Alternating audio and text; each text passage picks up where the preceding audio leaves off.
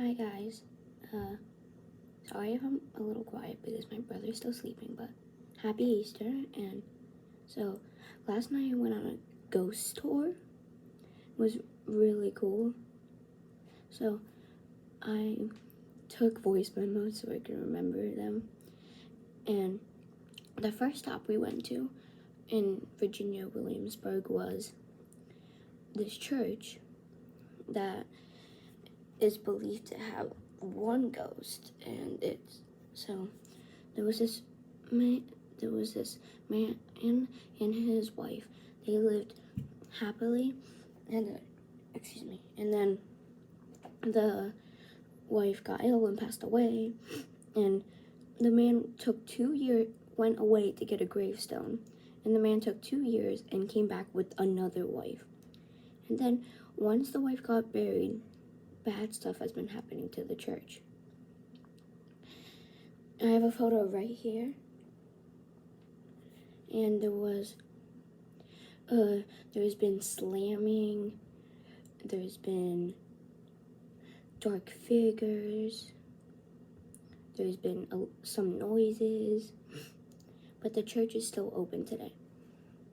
One of the most haunted houses in Williamsburg, Virginia, was owned back then by Mr. and Mrs. Parrish. I have a photo right here, 2 of them.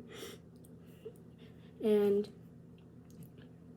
they eventually passed away, and then a new Parrish family came and heard footsteps, loud bangings.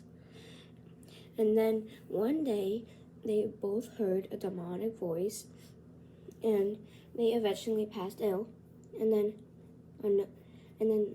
one night, a woman called the fire department because the fire alarm went off multiple times a day, even though no one lived there.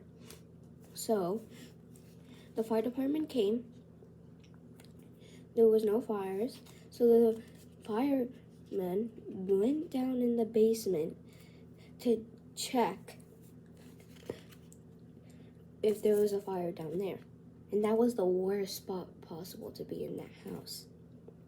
He heard a demonic voice say, "Get out," violently. So he got out, but while he was going out of the basement, his partner was going back down. And then he waited for his partner, and the partner died. So he had to go back to the fire department. And then there's a college here called William and Mary, and one of the students stayed there for a night, and he kept getting shrugs on his while he was sleeping, and like at 2 a.m. and then he like brushed it off like he was just imagining it. Then the 4th time, the thing or whatever shrugged his bed, or like shook him and his bed so violently, it like pushed him out of his bed and woke him up. And the demonic voice said, "You are not worthy of this house." And it's now owned by the town. So the governor's palace, which is still there, I have a photo right here. It was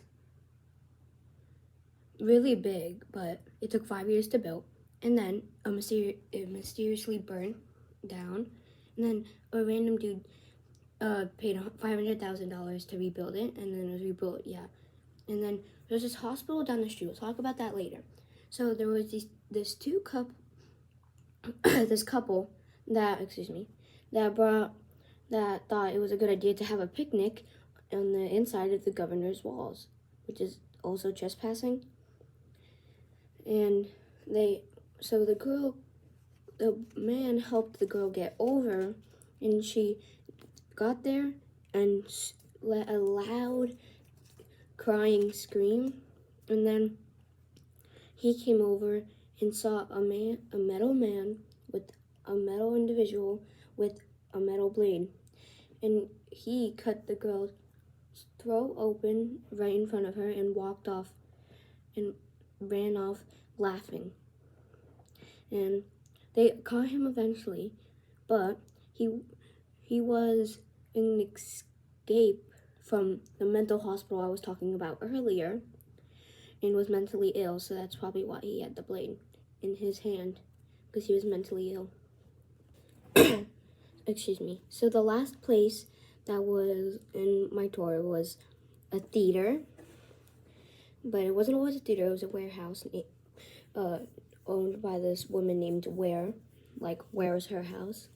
And there was one night a soldier that was hurt and dying on the road, and she took him inside and tried getting him better, and he unfortunately passed away. But instead of burying him, she put the body in like a corner of the warehouse, and then more soldiers kept coming, and they kept piling up in the side after they kept dying. And there was a story called Blue and Gray, where one of the older brother went to the north side in the Civil War to fight for the North, and the younger brother fought for the South. And then they fought, and North won, and I think. And then they came, and then the older brother tried finding his younger brother. So the older brother went to Ware to see if Ware had his brother, and unfortunately she did, in the pile of bodies.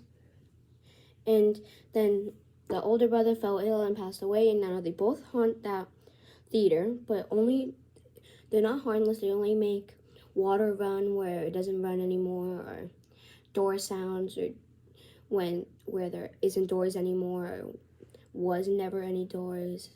And that was it for my ghost tour. Hope you like me explaining stuff and stories. Thank you for watching.